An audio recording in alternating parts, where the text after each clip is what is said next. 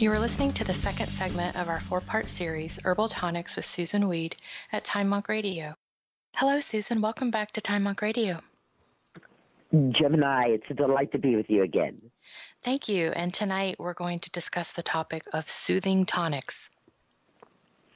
Yes, tonics that are very much like nourishing herbs.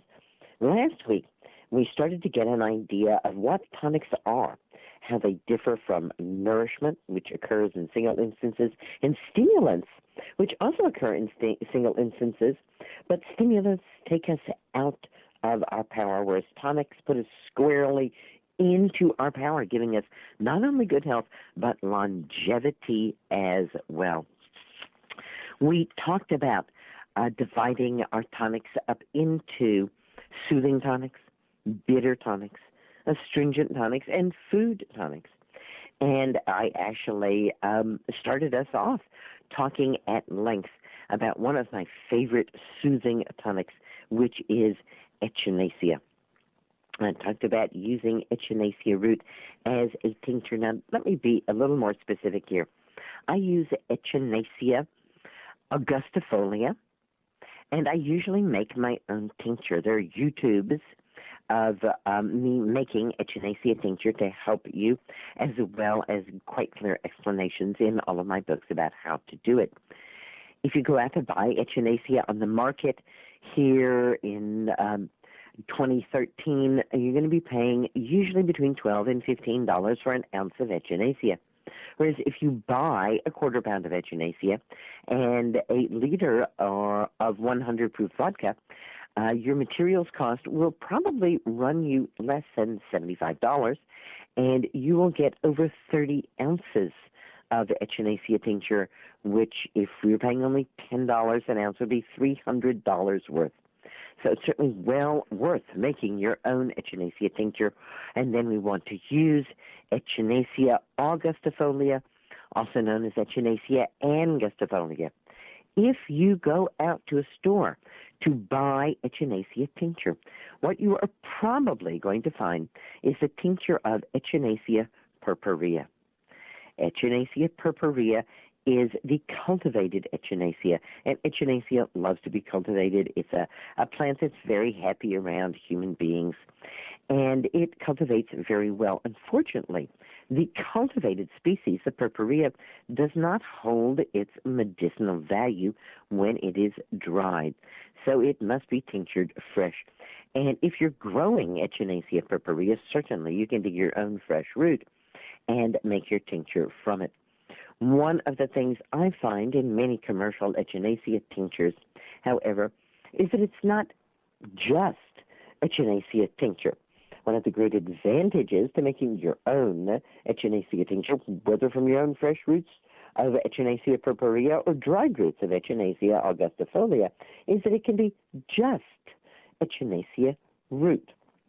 One of the kind of upsetting things to some people who started growing echinacea root was to be told that the root was not suitable for harvest until it was at least 3 years old.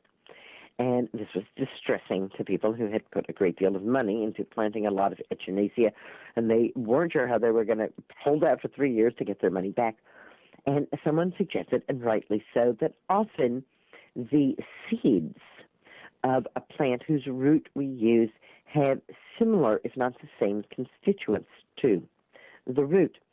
And so growers started putting a small amount of older echinacea root in and seeds of the kind of coming along echinacea crop. And then further along the line, they said, well, hey, if we can put the seeds in and people aren't complaining, why don't we try putting the flowers in?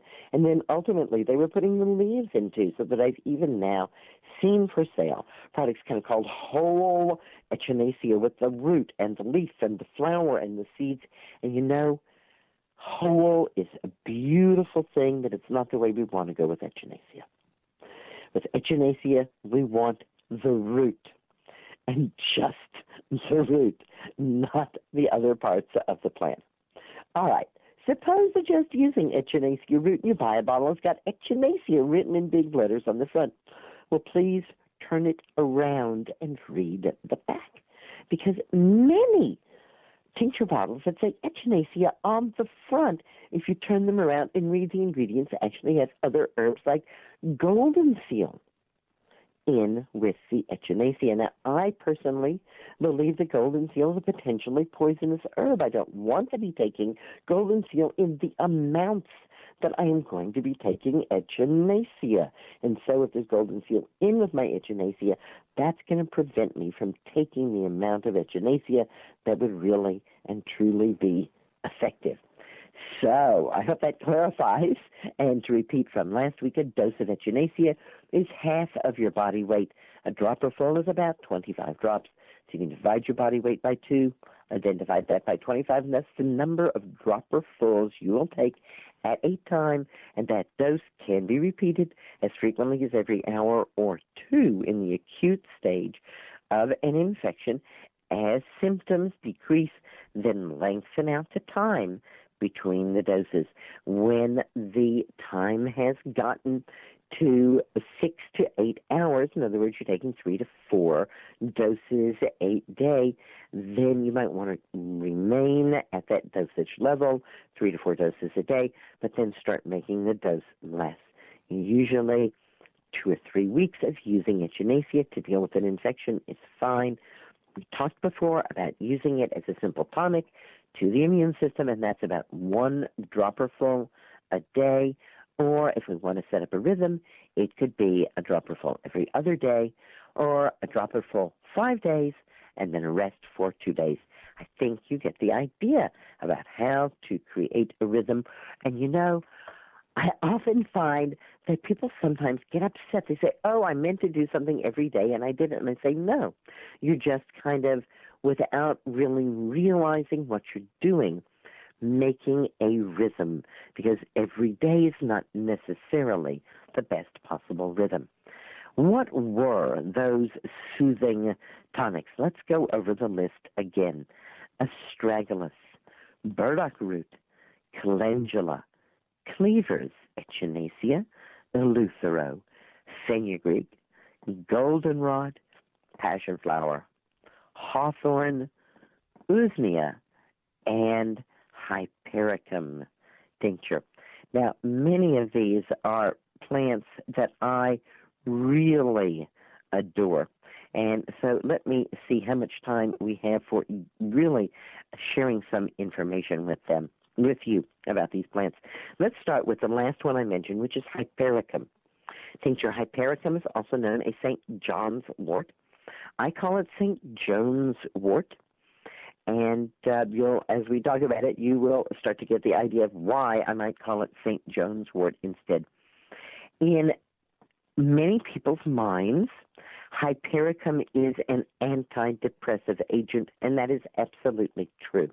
As a matter of fact, Tiarona Clarlodog, MD, looked at all the studies that have been done looking at hypericum tested against various antidepressive drugs, and she was able to say that for mild, moderate, and severe depression, hypericum tincture outperforms any pharmaceutical drug that we have now with less side effect. So the question often comes up, well, could I take my antidepressive drug and take hypericum at the same time? You could, but your doctor would not be happy. And here's why. Hypericum, in addition to toning up your mood, tones up your liver. And it especially tones up the part of the liver that, you already guessed it, gets rid of drugs. That's right. There's a special pathway that the liver uses to get rid of drugs. And when you are taking hypericum, the liver works ever so much better to get rid of drugs, ever so much better. In fact, people are told not to take hypericum if they are taking a drug that requires them to take it in order to stay alive. I'm reminded of the heart surgeon who, knowing that heart surgery patients often did suffer from depression, decided to give them hypericum, and he actually had, in the case of heart transplants, 2 deaths because the hypericum speeded up the liver's ability to get rid of the drugs that prevented the rejection of the transplanted heart.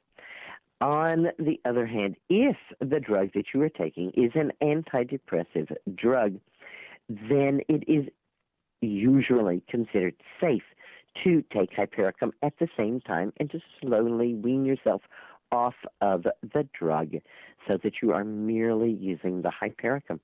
And again, it is a true tonic. And that means that as you use it, you yourself actually become stronger. You feel less depressed. Hypericum is a plant that grows in the sun. And because it grows in the sun, it has a rather dual sunny ability. It brings sunshine into our bodies, into our minds, into our psyches. We really feel like, hey, where did the blues go? The sun is shining. All right for that. And it also helps to prevent sunburn and other burns. And of course, that's why I call it St. John's wort, because I think St. Joan knows a lot more about burns than St. John does. I generally use hypericum tincture as a muscle tonic.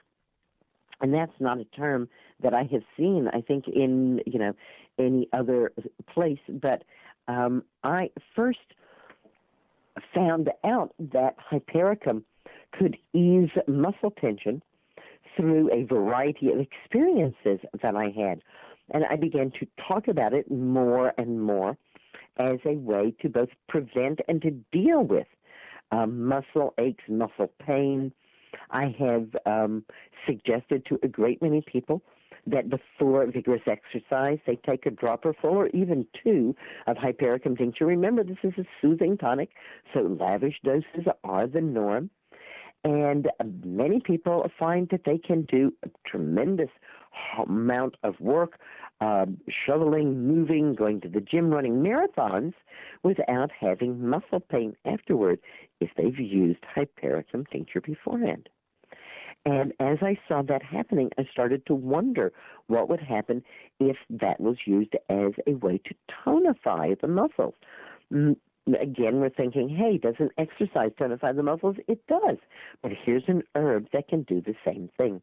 And it helps to tonify the muscles, and it helps to make any exercise that you do more effective because it helps to eliminate inflammation. There's that fiery, sunny thing again, isn't it? All right, going back and forth, bringing the warmth in, bringing the cheer in, yet at the same time damping down the fire of inflammation, possibly by its helpful attitude toward the liver.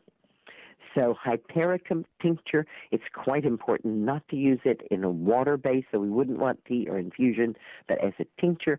A vinegar is also not a very good idea. It is the tincture of hypericum that we use, and certainly not capsules. There can be some severe side effects occurring among people who take hypericum in capsules, so don't do it. Hypericum tincture is what we're talking about as the tonic for the muscles and the tonic for our mood. A wonderful, soothing tonic. Hawthorn is another plant that I use on a very regular basis. I have a show on healthylife.net, and it's a monthly show, and every month I showcase a different herb. And quite some years ago, I showcased Hawthorn crataegus. And I listened to myself while I was doing this show. And at the end of the show, I said, well, my goodness, everything I just said on the show is true of me. I said that Hawthorn is the perfect heart tonic for anyone who's over 65, and I'm over 65. I said that Hawthorn is the perfect heart tonic for someone whose blood pressure might be low or might be high, because Hawthorn doesn't have a direct effect on blood pressure. It simply moderates it and brings it into where it should be in the body. And I said, wow, that's me. If I go to the doctor, my blood pressure looks really high, but at other times my blood pressure looks really low. So how perfect to have Hawthorn along the way to tonify the heart and to make sure that the entire cardiovascular system is functioning in a regular and rhythmical way. And I like the tincture of hawthorn berries. I'm plotting even now to find a way to plant some hawthorn and protect it from my goats so that I can harvest my own fresh hawthorn berries, or haws as they're called, and make my own fresh hawthorn tincture. But meanwhile, I'm buying my hawthorn berries dried and filling a jar about a third full, then filling it to the top with 100 proof vodka, putting a lid on it, shaking it daily for 3 or 4 days, and then letting it sit for as long as I possibly can. I like to be a year ahead on my hawthorn tincture. And I take a dropper full of hawthorn tincture once 5 or 6 times out of the week. My sweetheart, who actually has had some heart problems and some blood vessel problems, takes 2 dropperfuls of hawthorn tincture twice a day and does it on most days. So that gives you some sense of the variance again, because hawthorn is a soothing tonic. We can use it in great quantity. Hawthorn is a member of the rose family, and the rose family contains most of the major fruits we eat, like apples and pears and peaches and plums, as well as strawberries and raspberries. So hawthorn berries are as safe to eat as all of those other fruits. Hawthorn leaves and flowers are also used, and they are primarily used as an infusion. Tastes good. One of my past apprentices sent me a big bag of hawthorn leaves and flowers and haws, and she could not have harvested them all at the same time because they don't all occur at the same time, but she sent me a bag of them mixed anyhow. And I actually picked the haws out so that I could tincture them and then made an infusion from the flowers and the leaves. And oh, that is so divine. What a wonderful, wonderful way to bring hawthorn into your life if you are, what did we say, over 65, and if you don't want to be on any kind of blood pressure drug, but instead want to use an herb that will tonify your ability to keep your blood pressure where it ought to be on your own. The very first herb in my list is an herb that I learned about from my Chinese herbalist friends, and that is astragalus, although I've heard some people call it astragalus. And astragalus is the root of a plant that is in the clover family. So right away, there's a lot of interesting things about this plant. It is used over and over and over again in formulas in Chinese medicine because it is such a super soothing tonic. Astragalus really came into the, I'm sorry for the pun, into the limelight when Stephen Booner started talking about it as a way to help prevent Lyme disease. Indeed, it appears that astragalus contains the very constituents that the immune system needs in order to ward off Lyme disease. So one of the things that I do as tick season heats up here in the Catskills is to see to it that there's more and more astragalus in my diet, so that if a tick should get through my outer defenses and to my skin, and I do a tick check daily to make sure that it is not attached long enough to do anything, nonetheless, my blood will definitely have astragalus in it. 1 or 2 apprentices over the past 10 years, since ticks have become a problem here, have been bitten and bitten long enough to actually get Lyme disease. And this is usually early on in their stay when they weren't paying too much attention and hadn't been eating a lot of astragalus in their diet. At that point, we made an astragalus infusion for them, using 1 ounce of dried astragalus in a quart jar, filling the jar to the top with boiling water, putting a tight lid on it, and letting that steep, because it's a root, for at least 8 hours, better if it's overnight. Both of the apprentices had the sense that they actually had the Lyme disease and decided they wanted to take antibiotics. And while they were taking the antibiotics, they took the astragalus as well. So astragalus can be used in this way. It doesn't interfere with the action of the antibiotics. It doesn't necessarily increase the potency of the antibiotics, but it seems to allow the antibiotics to do a more thorough job. Lyme disease is a very tricky disease, and even if we think that what we've done has been effective and has gotten it on the run or out of the body, we may be disappointed to find that some of it is still there.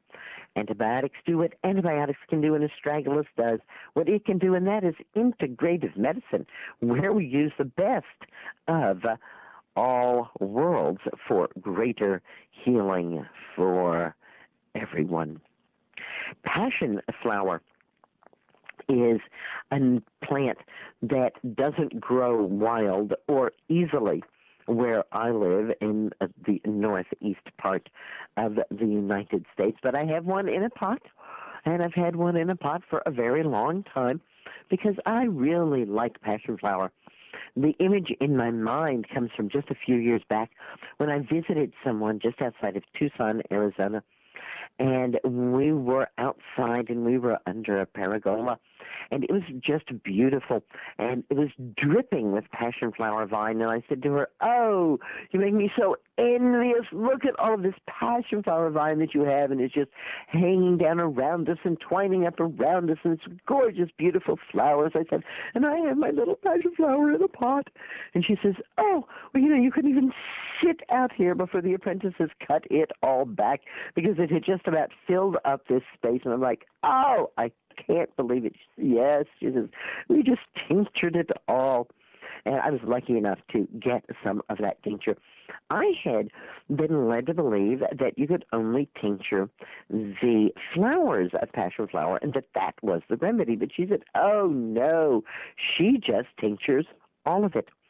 And I had someone who was concerned because their blood pressure was pretty high, and it was a person who was pretty nervous as well. And I thought, oh, instead of hawthorn, instead of motherwort, how about passion flower for this person? Because one of passion flower's great tonic abilities is that it helps to tonify the nervous system. And again, people who are nervous, people who have too much going on in their nervous system and don't have that regular rhythm that we need in the nervous system can benefit from tonics like passion flower. Well, she was quite amazed, called me back in 6 weeks and said that she was feeling calmer than she ever had in her life. And yes, indeed, her blood pressure was just where her doctor wanted it to be. So hooray for passion flower and for tincturing all of it, the leaves and the stalks as well as the flowers. Burdock root. Burdock is a plant that many people know, and many people remember it without a fond memory, because burdock burrs have a habit of getting into hairy things like wool sweaters or a woman's or girl's long hair or the long hair of a dog, and there to disintegrate into what seems like tens of thousands of tiny little barbed and hooked pieces that are so annoyingly impossible to get out that some girls and women resort to just taking scissors and hacking their hair off, and some dog owners resort to just shaving the animal to get rid of the burrs. And it's not even so much the darted and hooked part of the burrs that is really, really a drag. It's that those burrs also contain thin white hairs which are about as skin-friendly as fiberglass. They can really make you itch. That said, Rather than letting that burdock go to seed, let's dig the burdock root at the end of its first year of growth or at the very beginning of the second year of growth. Burdock root is one of the greatest of all soothing tonics on the planet. It is used worldwide. It is revered in Japanese herbal medicine and throughout China and the Orient as well. Burdock root is one of the mainstay food tonics in the macrobiotic approach to eating, an approach that has been found to reverse some cancers, although it is not cancer preventative. Burdock root is also known as gobo, G-O-B-O, that's its Japanese name. And in the fall, you will find gobo roots for sale. My Big Green Book, Healing Wise, has a whole section about burdock with lots of recipes for using gobo roots. If we want to use burdock primarily as a tonic, then we could make an infusion of it and drink, say, a quart of burdock infusion a week, or make an infusion and drink half a cup every day or every other day. Why would we want to use burdock as a tonic?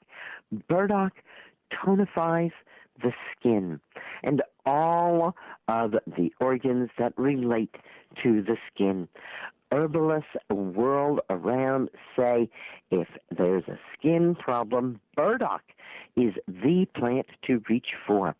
And burdock root infusion tastes very, very good. It's highly easy to drink. But burdock tincture for some people is a little easier and more convenient. Burdock root tincture can be made with dried burdock root, but it's ever so much better to get fresh burdock root. We don't want to dig the burdock in the spring, except in the very, very early part of the spring. It is a soothing tonic, the root of burdock, that we harvest late in the fall. Often I am harvesting my burdock in the very beginning of December. If you do harvest your own burdock and make your own burdock tincture or burdock vinegar, which is a great way to go, you will notice some sediment at the bottom of your jar. That's a special carbohydrate found in roots, especially in burdock root, called inulin. And you may have heard of inulin. It is being added to foodstuffs because of the tonic effect that it has on the digestive system. You can begin to count on your fingers all the things that I have said that burdock can help, and start to get a real idea for yourself of why burdock root is a tonic that is beloved by so many people. Burdock dives deep. It is said that burdock acts slowly, but that once burdock has acted upon you, then there is no way that anyone will be able to take that power away from you. A real classic tonic in that way. Cleavers is a weedy tonic, and if you live by a vacant lot or if you have a garden that you don't keep severely weeded, cleavers is probably going to be growing up there. Cleavers is a lymphatic tonic, and it really helps to give the lymphatic circulation strength and power so that it works better and better. You may be thinking, hey, lymphatic, doesn't that have something to do with cancer? Well, yes. If we get cancer and that cancer wants to spread, it has to spread through the lymphatic system. And when we use plants like cleavers, which help to tonify the lymphatic system, then the lymphatic system is far less willing to allow those cancer cells to go anywhere in our bodies. If you want to know more about astragalus and burdock and cleavers and echinacea and eleuthero, then I highly recommend Breast Cancer ? Breast Health ! The Wise Woman way. Don't get put off that it's about cancer, because it has a lot of good information for living well. And there's a great materia medica about the back. Almost the back third of the book is a materia medica with lots of really fabulous information about herbs, and especially about some of these soothing tonics that we have been talking about.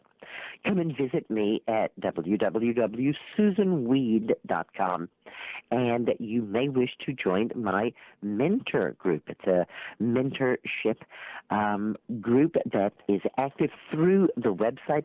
There's lots and lots of free information for everybody at my website, but if you join the mentor group, it's like a door opens, and there's a whole other part of the website which you get to see with core materials and special seminars and a variety of fun things that the mentorship students get in on when they open that door and choose that.